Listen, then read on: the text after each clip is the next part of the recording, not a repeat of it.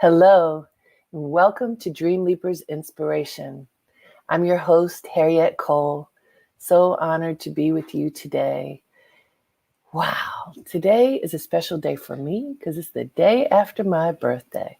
So for anybody who's watching live, I want you to know that we were up and joyful and having an incredible experience yesterday. In fact, all week long, because I believe the celebration should last for a long time.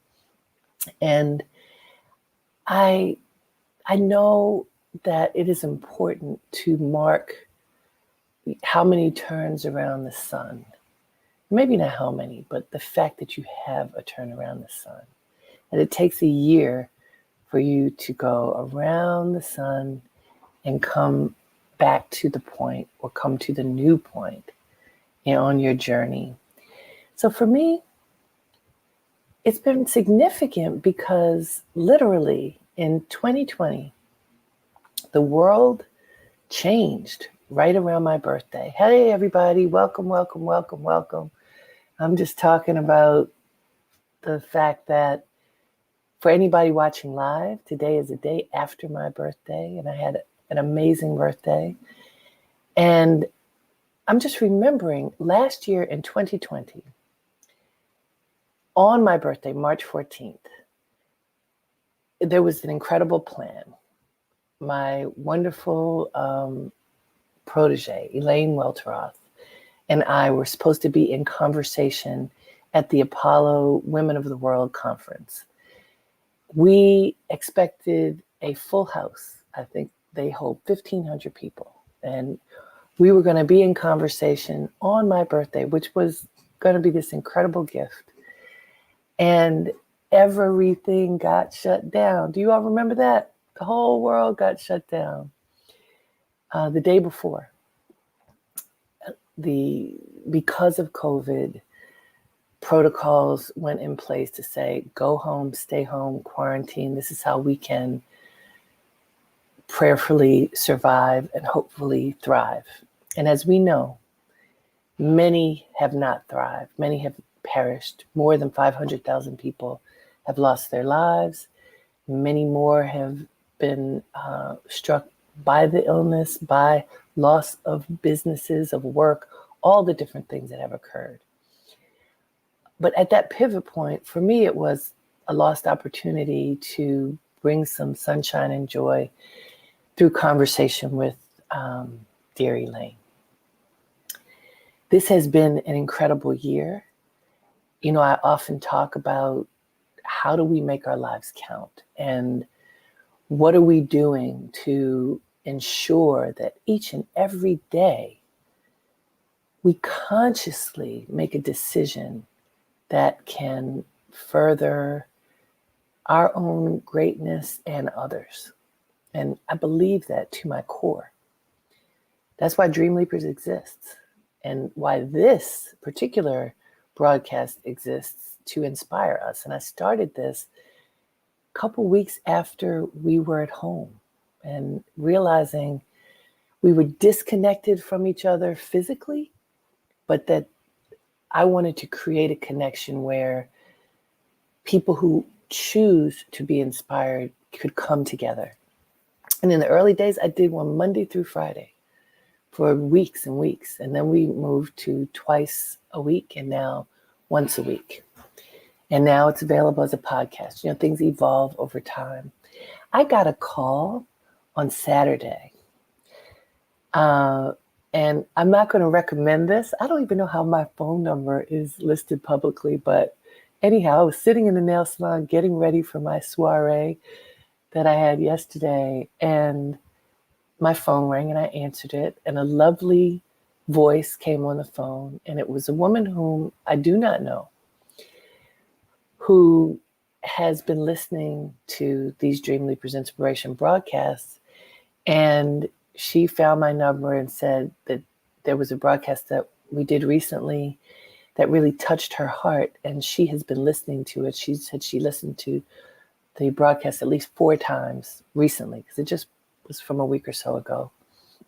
And I was so moved that this work that we're doing together right here would touch someone that I don't know in a way that has helped her to be uplifted and to seek her greatness in yet another way. And so I thank you to the young lady who called me, and we are going to reconnect through my assistant. And I guess I should share, because that did just happen. Before COVID, I was doing many workshops in Harlem in affiliation with the JCC in Harlem. And we did workshops and meditation seminars and all kinds of activities since 2016. In-person activities where people can come together and be inspired, and where I do a lot of coaching work with people to help folks to tap into their greatness. I have not, for the most part, taken it online. Well, that's changing. We're going to be doing some workshops very soon, and I'll let you know so that those who want to participate can sign up. We're going to use this virtual space as a next step to ensure that we do some of this work together. But why I'm mentioning her, the young woman who called me, and my birthday, because I'm very reflective at this point, is something I've talked about on this broadcast before in one way or another. So over time, there are going to be many iterations of Dreamleapers Inspiration called Keep Good Company, because it's something that my mother, my father, and I believe my grandmother would say in different ways to us all the time, that it matters who you surround yourself with. It matters who the company is that you keep. Who are you listening to? Who are you talking to? Who is in your ear? Who do you go to when you need some TLC? Who do you go to when you need to be reprimanded and set back on course? Who are those people? And are you conscious and intentional about appointing those people roles in your life? And I want to tell you that many of us are not. Many people are not. Many people find themselves in situations, well, this is probably all of us, where we work, where we live, where we worship, there are people. And among that collection of people, we make choices as to with whom we will bond. Sometimes, and dare I say often, those choices are choices of convenience.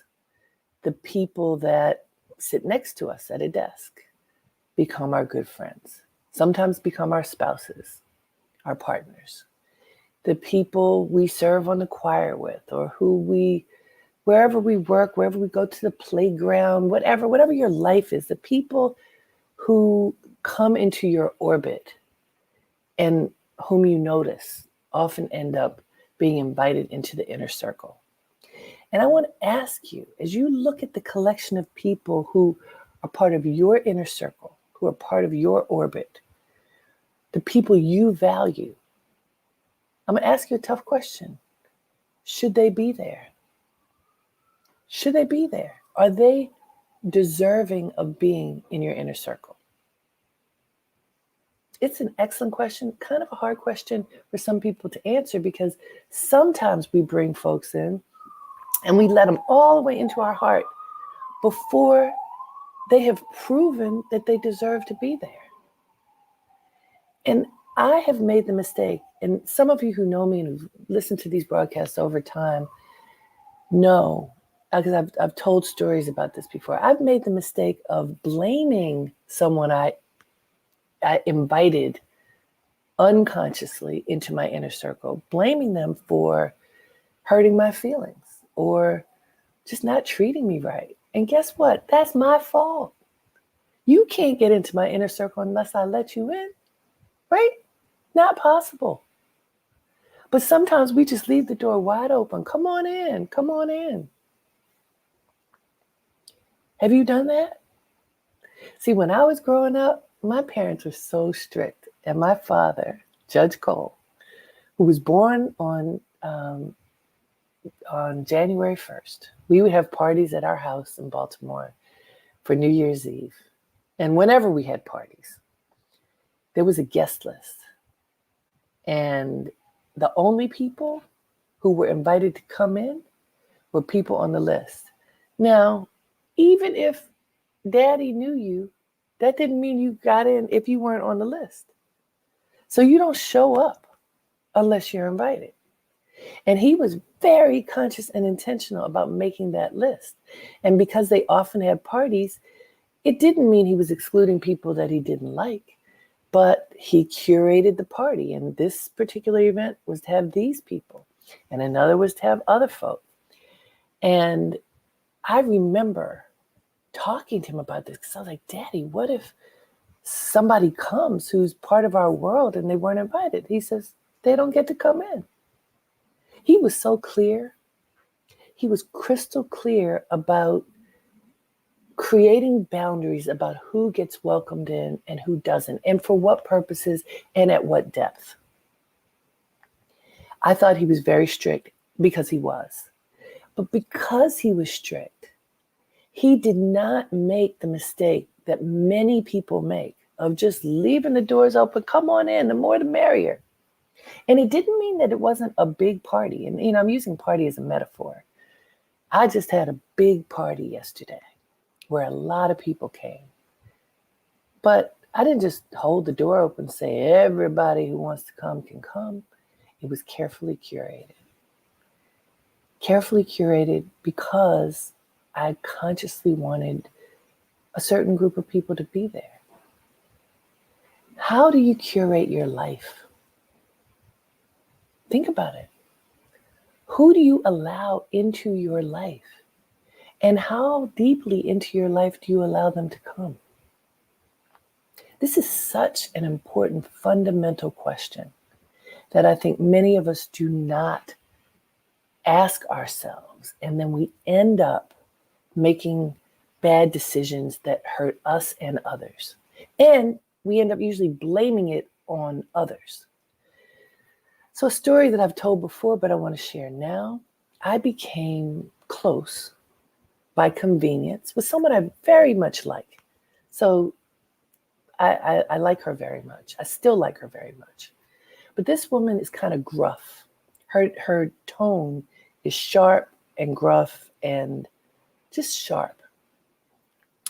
But because we were in each other's orbit a lot for a particular period of time, this is many years ago, I let my guard down, as we do, and started sharing with her some of my challenges and vulnerabilities. And I remember a particular day when I was feeling pretty low. And I contacted her and I opened up about what was bothering me. And she lit into me like nobody's business. What is wrong with you? Why are you thinking like that? She was extremely sharp and I was extremely vulnerable. So in this particular moment, she was the worst person for me to talk to because it felt like I was being stabbed in the heart. Well, I got mad at her. I didn't say anything to her in that moment because I was so hurt, but I got mad at her and I blamed her for not treating me right. And I need you to know that it was not her fault. It took me a minute to figure it out. That was my fault.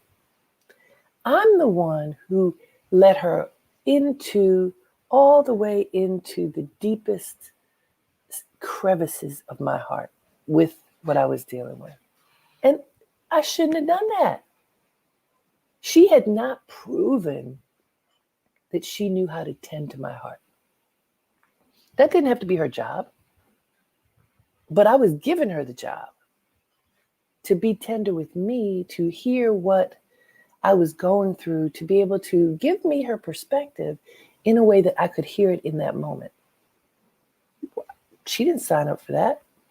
She signed up to be herself, just like I'm myself. And my friend Lejeune often says, I'll ask her how people are, how folks are doing. She's herself. He's himself. Okay, this woman was being herself, but herself was not what I needed in that tender moment. And it was extremely hurtful for me. And it made me realize this is my fault. It took a while. I say, when you start pointing your finger out there, it's somebody else's fault, wrestle that finger around, point it at yourself, and ask yourself, what is my role in this moment? How did I get here? And what did I do to make this setup happen? And what I did in that situation was to get comfortable talking to someone whom I like very much, but who doesn't know how to tend to my heart. You know, I talked to a woman who worked with me years ago who was single, and I want to say she was late 30s, early 40s. And she was bemoaning the fact that she hadn't met anyone yet. And she told me she was blaming her father for this. My father was too strict. He told me that I should not go out on date number one with somebody if I can't look at that person and imagine that I could marry him. Date one, Daddy said, don't go. She said, but if you're going to go on date one, just know that by date three, there's a very good chance that you're in it for the long term, because that's how people are. He said, this is human nature, that if you really have dates where you connect, and he was not talking about sex, by the way, but where you connect, you know, heart to heart, mind to mind, soul to soul. By date three, even if the person doesn't seem like the right person, you've grown a bond. It's like you planted a seed and put some water on it. And this daddy said, sometimes it's hard to extricate yourself from that because the seed is growing. So he said, don't even put yourself in that position to go on the date unless you feel like there's something there. So she followed his rules, and she hadn't found anybody, and she felt that she hadn't found anybody because her daddy was so strict. The jury's out on that one. But what I heard from her daddy, while it was strict, it made sense to me. We do plant seeds fast with each other. And what we have seen during COVID, because we are so distanced from each other, like human beings need a hug. Human beings need to touch each other, to hold each other's face, to hold each other's hand, to be able to laugh and cry in each other's company, to be connected. And we do this to the best of our ability, but it's not the same thing as this. And when you feel lonely, sometimes you connect, you cling, you water that bond, and sometimes you get entangled before you should, or you get more deeply entangled than you should. So I am not saying to you, don't get close to anybody. Not at all. I'm saying have your eyes wide open. Pay attention. Listen to your heart. What does your heart tell you about whoever it is that's in your world? Who's in your orbit? What is the company that you keep? And does everybody deserve a seat at the table? What do you think? And if people don't, you don't need to annihilate them. You just figure out, how close should they be? What do they deserve? What do you deserve? And then make adjustments accordingly. COVID has given us the space to do that, to reassess our world, who's in our world, who deserves to be in our world, and make adjustments accordingly. Keep good company. I'm going to say that comes from Doris Cole, my mama. I really think she's the one who said it, who says it. She's 91 years old and still providing us with inspiration. My father showed it, demonstrated it. And my grandmother, Carrie, my mother's mother, my daughter's name for Carrie. My grandmother lived to be 101 years old. She was a domestic worker. She worked till she was 93 years old. And there's so many moments that I could share with you about how generous Carrie Freeland, her last name was Freeland, how Carrie Freeland treated people with a level of generosity that was bigger than her 4'9" physical body. And the story I want to share with you that shows the fruit of keeping good company. We called her Little Grandma because she was so tiny. In her latter years, when she was 93, she stopped working. We forced her to stop working. She came to live at my family home with my mother and father. I was long in New York at this point. And when she couldn't go to church anymore, once a month, the minister would come and have communion with her and have fellowship with her. And this happened over several years, so there were different ministers who would come. And it was a beautiful thing. My grandmother meditated before I even knew what meditation was. She would sit in her room in her rocker, sit back and forth. And in that period, if we came in, she wasn't talking to us. Her eyes were closed. She was rocking. She was meditating. And then after, she would talk to us again. So when my grandmother passed away at 101, at her funeral, I think it was 7 ministers, if I have it right. She died a long time ago, so I would have to ask to clarify. But I think there were 7 ministers who spoke at her funeral. And each one said, when they came to fellowship with Carrie Freeland, and they stepped over the threshold of her doorway to her room, to come into her room, they felt like they were entering the presence of God. True story. They came to offer her love and solace because, she was an elder for real. And she was frail just in her last year. Well, that's not true. She was frail at 93 because she was still getting up on footstools, cleaning somebody's kitchen, washing the floor, cleaning them when their bodies when they were bedridden at 93. So she had worn her body down, but then we helped her to get strong again. So that last year she was frail, from 100 to 101. And the ministers were coming to offer her their love and support and God's grace because they thought at first, oh, she's frail. And every one of them said they felt like God was talking through her to them as they had fellowship together. I know she's my grandmother. I experienced this with her every time I was with her. I grew up. She was in her 80s playing jacks on the floor with me, cross-legged.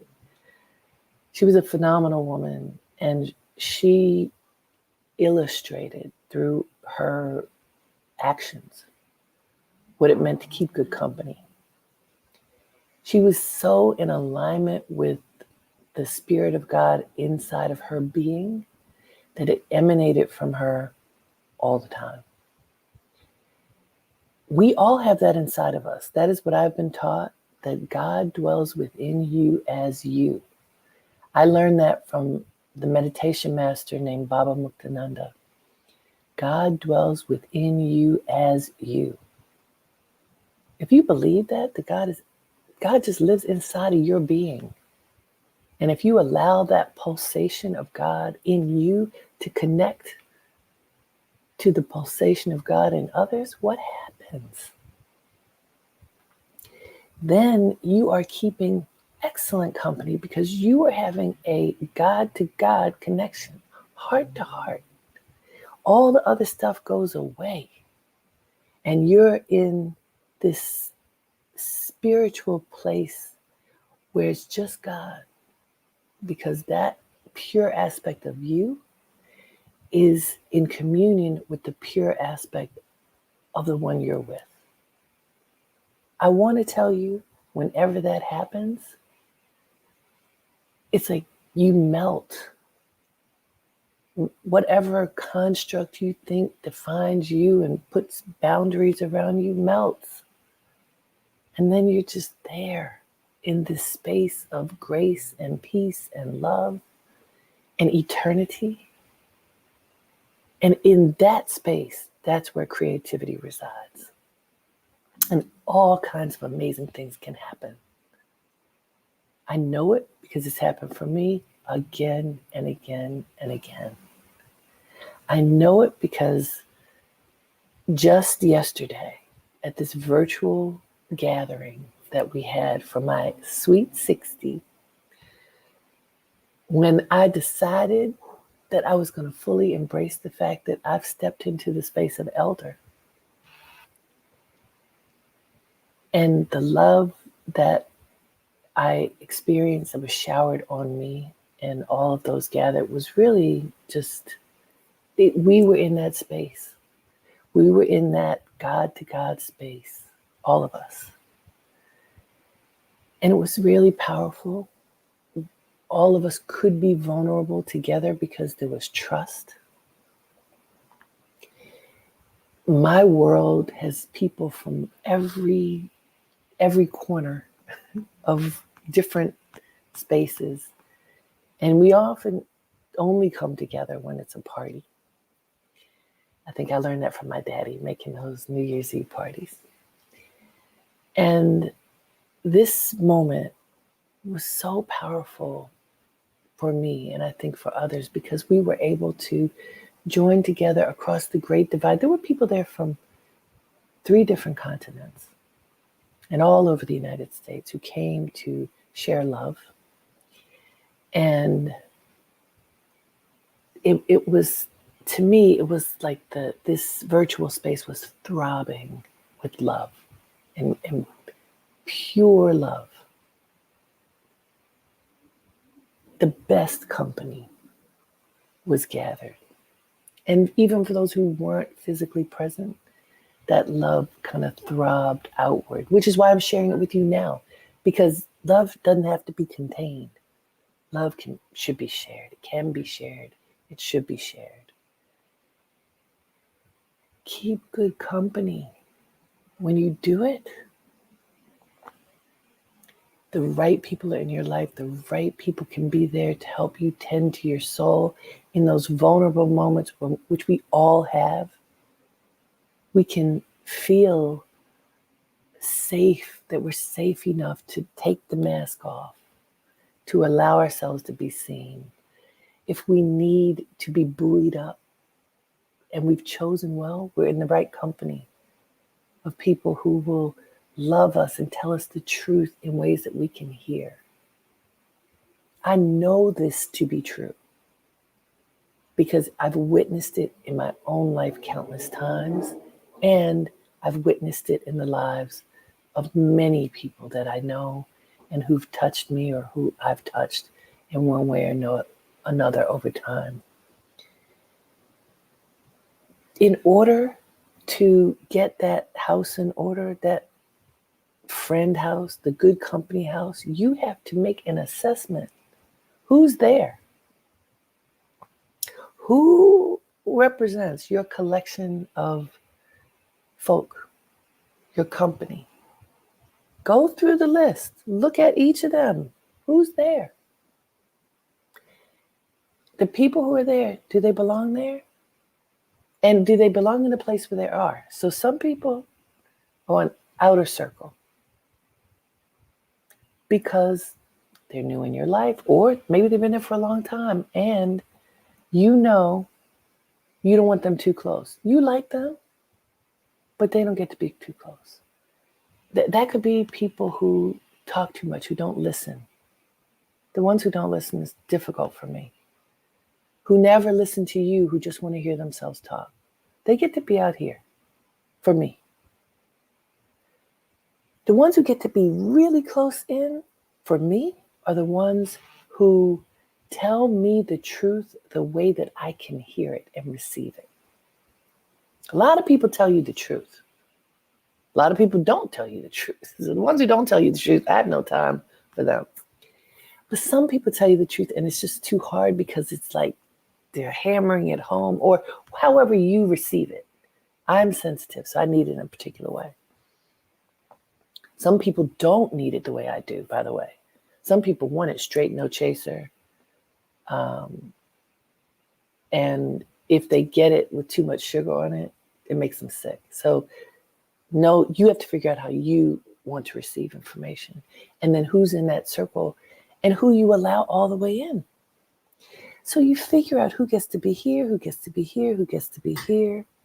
The only ones who get to tend to your heart are the ones who have proven that they can, who have demonstrated to you that they can hold your heart in a way that works for you.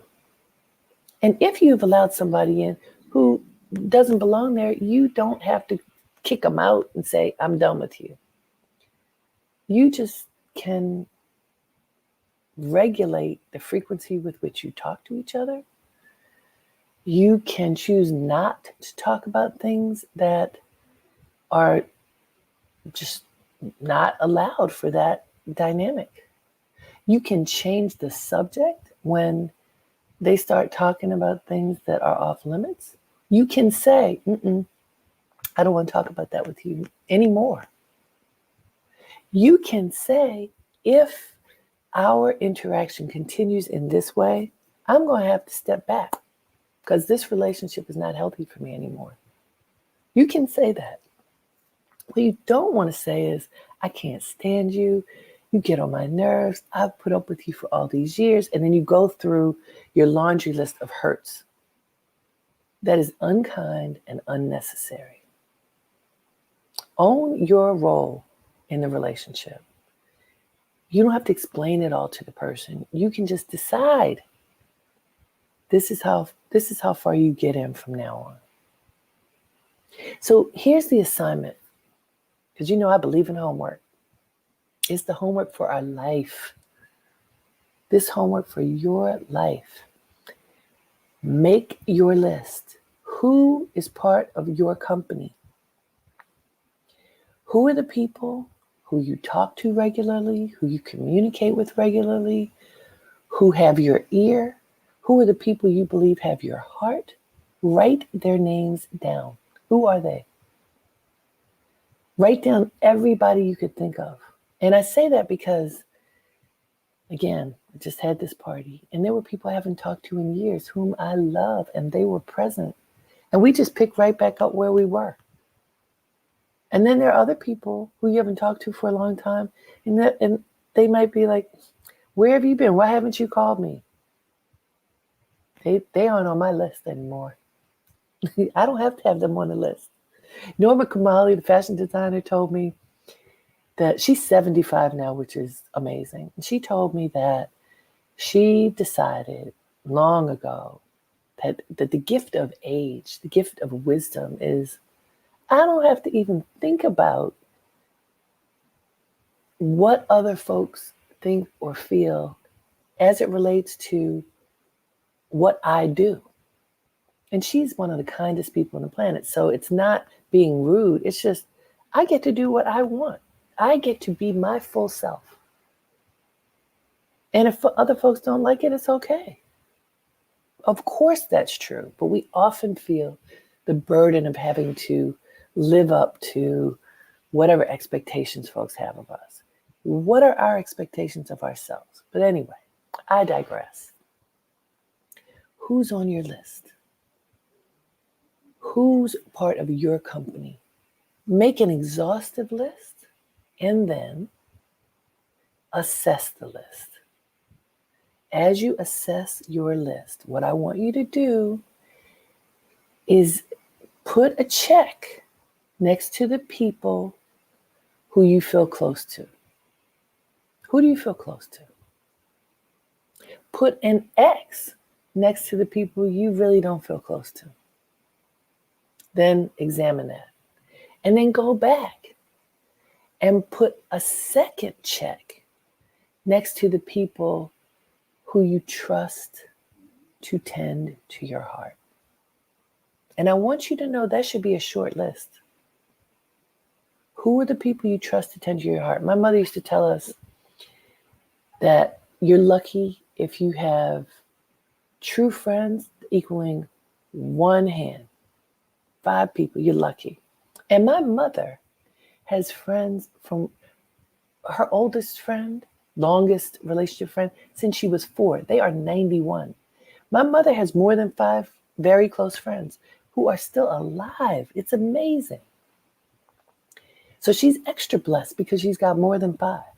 It's not that you can't have more than 5. I have more than 5. But within that more than 5, still, some are closer than others. You don't need to tell them. You just need to know for yourself who is part of the closest inner circle.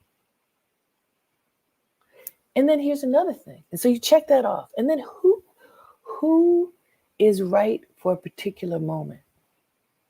You know, one of my friends who spoke at my party, a wonderful woman, Beth Ann Hardison, said something that was very meaningful to me and to her, that, we've been at many events together with a lot of, what are they, bold-faced names, a lot of people of whatever import. And she certainly is one of those people. She's a legend in the world of fashion and fashion activism. And she said that she realized at a certain point that even though she's out and about and in the world in this way, that sometimes that maybe she's a little bit shy and she didn't realize it. Sometimes uncomfortable in these big crowds. And she said that when she sees me, she often will make her way over to me because it helps her to feel calm and safe. What a beautiful thing to say. And we've had this experience. We've had many experiences, but we've had that experience many times over the years. So we had that. Our inner circle, she and I, what she and I have is based on these wonderful moments that are so close. They are God-to-God connections in a particular way. And also for me, whenever I need that voice of wisdom about anything, when I call her, she's going to tell me the truth in a way that I can hear and receive. So she has a very special place. And there are other people who have very special places within that space of close to the heart. So I'm saying to you, look at your life, look at the people you love, the people you surround yourself with, and determine who gets to fill a particular space and who doesn't. As you practice keeping good company, be conscious and intentional about who you allow in and how far in. It's a practice of self-love and self-preservation and preservation and love for others. For you to understand yourself. Know thyself. You got it, y'all? I hope so. I'm so happy to be with you. Thank you for taking the time to commune with me and with each other in this way. Please feel free to share this broadcast with others. It is now available as a podcast everywhere. And if you would like, if you give me your email, you can write it here. You can write it in this chat room. You can write it on Facebook. Let me know how to reach you, because soon I'm going to start up some Dreamleapers engagements where we'll have class. I do one-on-ones too, but where we will come together in groups to explore our dreams and plot a course toward the future. And if you're interested, please share your email and we will be in touch with you when we get to that point. I thank you for being with me. I offer you all the love that you can receive. I hope you feel that love. And as we are looking at a whole year of living with COVID, just know that there are blessings in everything. I consider this engagement a blessing. I hope you do too. and may we continue to bless each other. Until next time, have a great day and make it count. Namaste.